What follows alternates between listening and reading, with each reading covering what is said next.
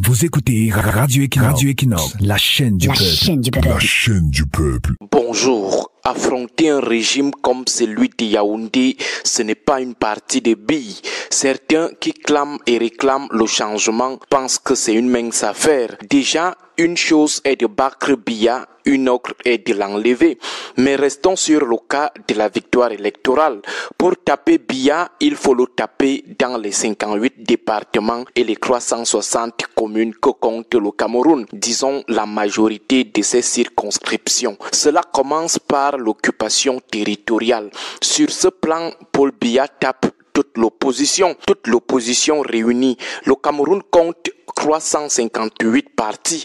En termes d'implantation territoriale, le RDPC seul dépasse le reste des 357 partis. On peut dénoncer les méthodes d'implantation, on peut revenir sur les obstructions au déploiement de l'opposition, mais la vérité est là, le RDPC est le parti le plus implanté au Cameroun. Il a des représentants et des petites masses dans les 360 communes, dans tous les 58 départements et dans toutes les 10 régions. Et lorsqu'on veut affronter quelqu'un, il faut connaître et reconnaître ses forces. Ce n'est pas du pessimisme, mais du réalisme. Dans chaque arrondissement, le RDPC a un moins cadre local. Les sous-préfets sont là pour veiller à ce que le RDPC existe dans chaque arrondissement. Les fonctionnaires affectés dans ces arrondissements y veillent aussi. Là où il y a un fonctionnaire, là où il y a un sous-préfet, il y a du RDPC. D'office, ce parti a ses représentants dans tous les arrondissements, en commençant par les sous-préfets eux-mêmes,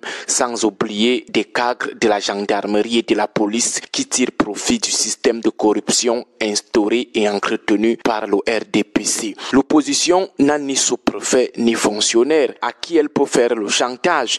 Il faut alors se battre avec les en bas d'en bas, avec des moyens rudimentaires, avec des moyens de bord. À côté des sous-préfets et des fonctionnaires, on a des opérateurs économiques, grands comme petits. Tu veux que tes affaires marchent, témoigne ton amour au RDPC, même si cet amour n'est pas sincère. Il faut faire avec. Avec ce système encore, le RDPC bat toute l'opposition dans l'implantation dans les 360 communes, dans les 58 départements. Et le parti a des moyens pour entretenir toute cette grande présence territoriale. Les cadres du parti sont presque tous des millionnaires et des milliardaires. Pendant 40 ans, ils ont passé le temps à prendre notre argent et aller le stocker dans leurs comptes privés, dans leur domicile et dans des paradis fiscaux. Donc, les gars sont plus friqués que toute l'opposition réunie.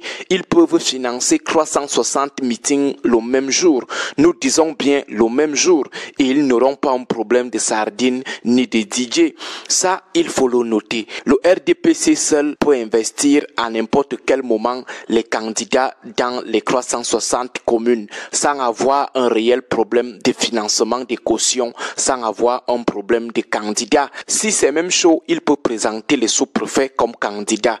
L'implantation territoriale est un élément très important. C'est ça le bien fondé de ce rappel extrêmement important. On a l'impression que le RDPC ne prépare pas 2025. Or, c'est faux. Le parti se déploie, même sur le plan des inscriptions. Leurs élites s'en occupent nuitamment. Ils appellent nuitamment des agents de l'ECAM faire des inscriptions nocturnes. Nocturnes se réfère ici au fait que ça se passe dans le noir. Leurs festivités qu'ils organisent là, ils profitent de ces événements pour appeler les agents de l'ECAM faire des inscriptions sur place, dans la foule, dans la masse. Il ne faut donc pas sous-estimer le RDPC sur ce plan. On ne sous-estime pas un adversaire lorsqu'on veut vraiment gagner, tout comme on ne se surestime pas lorsqu'il faut gagner. Le Cameroun, ce n'est pas Yaoundé et Douala. Yaoundé et Douala, c'est seulement 2 départements sur les 58. Le Vouri et le Fundi, nous disons bien 2 seulement.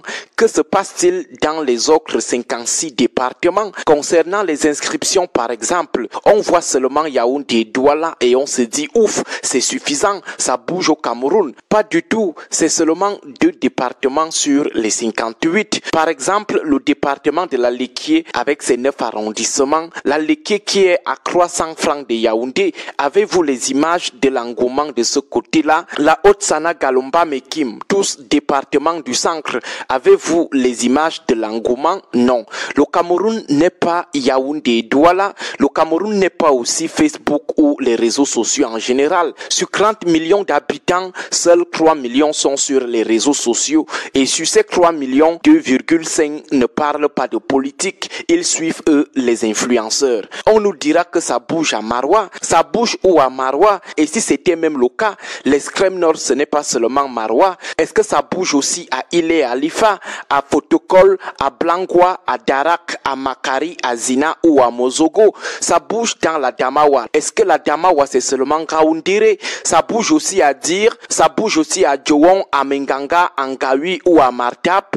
Que dire de Bertois? Et si ça bougeait même à Bertois, ça bougerait aussi à Mbang, à Ndelele, à Belabo, à Betare Oya, à Molundu, à Doumé, Lumier, Salapumbe ou à Gari Gombo. On nous dirait aussi ça bouge à Garoua, ça bouge aussi à Figil, Beka, Poli, Demsa ou Pitois. Pour nous, le heartland électoral, c'est le Interland. Notre message de ce matin, c'est de dire à l'opposition camerounaise, réveillez-vous. À 3 mois de la fin des inscriptions, à quelques 6 mois de la convocation du premier corps électoral, ça dort. Le Cameroun, ce n'est pas Yaoundé et Douala. Le Cameroun, ce n'est pas les réseaux sociaux. Et depuis, on a l'impression que sur 358 partis politiques, l'affaire des inscriptions, c'est seulement l'affaire de 3 partis, le PCRN, le MRC et le RDPC. De toute façon, nous parlons à l'opposition. Il faut vous réveiller. Le Cameroun ne se limite pas à Yaoundé et à Douala. Le Cameroun ne se limite pas aux réseaux sociaux. Agréable journée à vous tous. En réalité, le MRC se bat.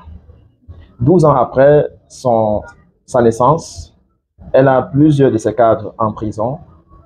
Elle a une implantation qui essaie avec les moyens de bord. Elle a un soutien indéfectible qui vient de la diaspora. Mais le docteur Aristide Mono nous dit ce matin, nous devons encore ajouter un peu d'effort. Chers amis politiques, le message devrait de plus en plus utiliser des tonalités différentes. À qui est-ce qu'on partage? À qui est-ce qu'on veut séduire? Chaque fois, nous devons nous poser cette question. Vous savez, c'est facile dans un environnement politique comme la nôtre d'imiter les autres, souvent même inconsciemment.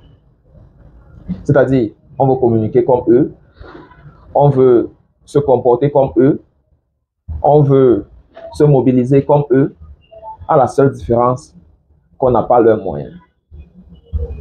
Nous devons, en ce qui me concerne, utiliser l'approche de l'évangile. Le sermon est distribué et à tout de rôle, chaque bénéficiant en partage et fait son propre sacrifice. Les délais ne sont pas celui de l'homme, mais de Dieu. Faire des promesses en ce moment, c'est surtout se pousser au bord du suicide. Parce que voyez-vous, le message est beaucoup réceptif dans les banlieues. Mais quel est le pouvoir d'achat? Or, cette population des zones reculées a quelque chose de fondamental et très important pour nous. Nous devons pénétrer leur cœur, se demander de plus en plus quelles sont leurs difficultés. Qu'est-ce qui les occupe au quotidien? C'est dans cette mesure-là que vous avez vu, j'ai lancé en complémentarité le développement personnel, en passant par le sport et par l'éducation à la connaissance générale, à la culture générale. Il va vous sembler que la sexualité est un sujet tabou. Oui, au RDPC. Oui, pour ceux qui font semblant que la société camerounaise se porte bien. Mais quand vous en discutez avec des hommes qui tapent sur leurs femmes chaque jour, qui attendent du respect à leurs femmes, ils ne comprennent pas pourquoi ce respect n'arrive pas. Et pourtant, ils se battent. Ils disent se battre pour cette femme. Ils disent faites tout, mais la femme n'est pas reconnaissante. Il faut leur parler avec des langages clairs. Lorsque nous allons sur le terrain, les gens des zones sinistrées nous disent qu'ils n'ont pas de carte d'identité, ils n'ont pas d'acte de naissance. Est-ce qu'il y a un porteur qui peut réunir tous ces gens-là et leur faire des cartes d'identité et des cartes de naissance, voilà les chantiers à l'immédiat. En attendant, qu'est-ce qu'on fait? Il faut s'intéresser à cette cible-là. Il faut la faire comprendre que nous partageons son quotidien. Et son quotidien, c'est chercher de quoi manger, c'est de limiter ou alors de faire grandir sa famille. Quelles que soient les options qu'il nous reste choisies, il faut l'accompagner dans cette mesure-là. La Renaissance est une nouvelle école, est une façon de vivre. Et elle devrait être comme l'âme immortelle. C'est-à-dire vivre d'une façon à ce que si tu réussis dans ta propre vie, l'autre peut copier.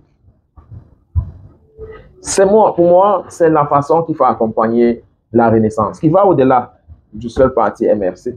Quand on vous a dit, si ce n'est que le MRC, eh bien, le changement ne pourrait pas être possible. Mais les forces du changement, logées même dans les formations politiques, et qui ne sont pas satisfaits avec la façon qu'ils sont administrés. Parce que lui-même, il est fort au courant que même dans le MRC, beaucoup des infiltrés occupent des positions stratégiques. Et leur jeu, c'est de plomber l'implantation du parti. Il faut accompagner le message de la Renaissance avec des différentes méthodes. Toujours est-il que la cible finale soit ce peuple-là et que son quotidien, qu'il ait l'impression que quelqu'un l'écoute et que quelqu'un partage son point de vue.